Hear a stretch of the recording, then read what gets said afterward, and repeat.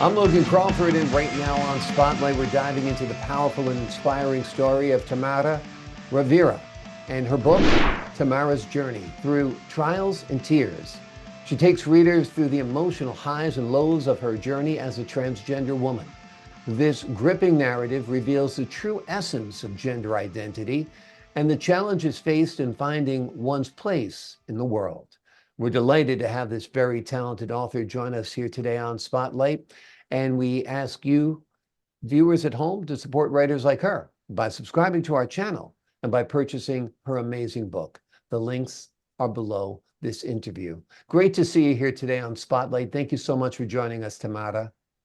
Thank you for having me, Logan. I am really pleased to be here with the Spotlight Network and you, and I really appreciate this opportunity to talk about my inspiring journey and the trials and tears that got me to where I am. Yeah, well, we appreciate you having the courage to come on our show and talk very candidly about a sensitive topic, no doubt. What inspired you to write the book?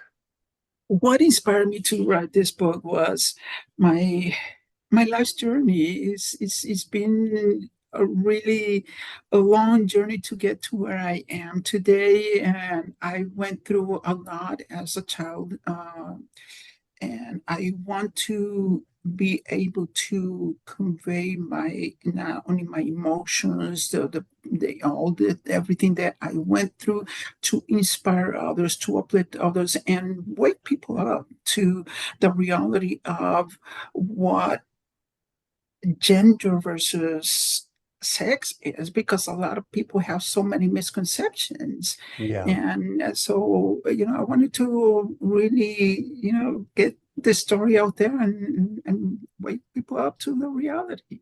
I What's think it's a very, very important goal to educate people, to inform them, to open some closed minds. That's for sure. When was it that you first realized your true gender identity? I realized really early in age, as most people do. I was just 5 years old when I had my first experience with. At that time, I didn't know anything, but I just knew that I was attracted to women's clothing, Mm. um, and that and I stayed with me my whole life. Yeah. Yeah. You just were gravitated that way out of instinct. That's just how you're programmed. Mhm. Um, Tell us, what was the most challenging part of your journey and how did you overcome it? That's really difficult to convey without emotions, but Yeah. um, the most difficult part of my journey was dealing with an abusive father, Mm. a father that punished his children, and mainly me, because he knew I was different, right? And he didn't like that, or I don't know what his reasoning behind it was, but he used to punish me so severely because he thought that he was going to make a man out of me by beating me as a child. I Mm. suffered years of physical, emotional, and so much also sexual abuse from my own father, uncle, and others. I went through a lot, and God helped me live through all that. There were times where I would be on my knees crying. I stepped out of the house in the middle of the night. I lay down my face on the ground and say, God, why did you make me a boy when I wanted to be a girl? Yeah. And I lived through that. And thankfully, God, I am here to share my story with the world. Yeah. Well, we're glad you are sharing your story because other people have similar journeys that they need to face up to the fact of their true gender. There are difficulties and struggles with that, of course. They have family members who object and so forth, and friends, but it's hard not to be who you are meant to be. That's for sure, if not impossible. Has your perception of gender evolved throughout your experiences? Like a lot of people not nowadays, it's very easy to find information, but back then in the 70s, Mm. 80s, and even in the early 90s, it was very difficult to get the information that you needed Mm. to educate you and find out why do I feel this way? It was not until I actually bought my first computer in the early 90s that I decided to start exploring and investigating and doing research to find out why do I feel like this. That's when I really found out that I'm transgender. And that really started me on the path to discover myself. Mm. And it was very difficult, but I've discovered so much thanks to the power of the internet. Yeah. When there was limited information, you didn't know what was going on. Uh, Hmm.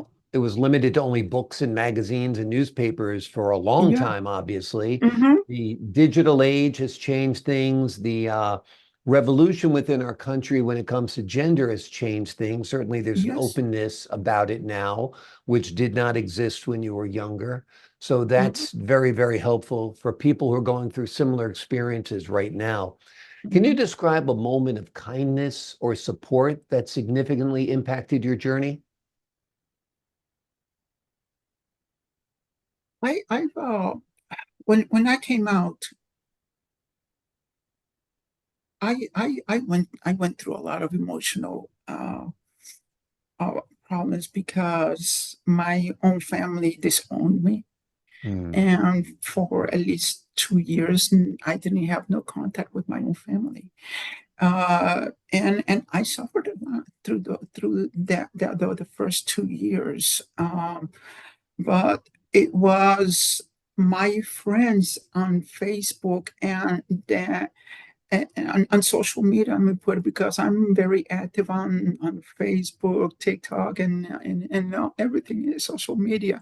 But mainly on Facebook because I belong to women's groups and other groups that really have helped and inspired me to Mm. do more. And because of that support that I found in them, I became, in terms, very inspirational to a lot of cisgender women, Mm. and I'm also doing working on advocacy for the transgender community, and so I'm doing involved in so many great things that really uplifted me, and I'm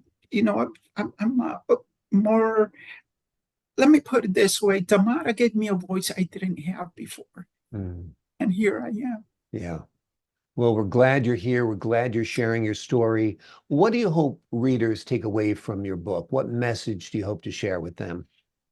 Well, my hope for the readers is that through the story of my book, that people wake up to the realization that and put aside all the stigma and all the negativity, because being who you are, whether you're cisgendered or not, it doesn't matter. What matters is the humanity aspect of you, because we're all humans and we're all seeking to do the same thing. And my hope is that people wake up and start treating the transgender community and everyone, with the love and care that we all deserve.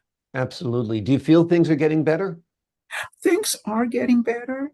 And again, thanks to the power of the social media, people are more connected and more have more resources to find out to make these connections.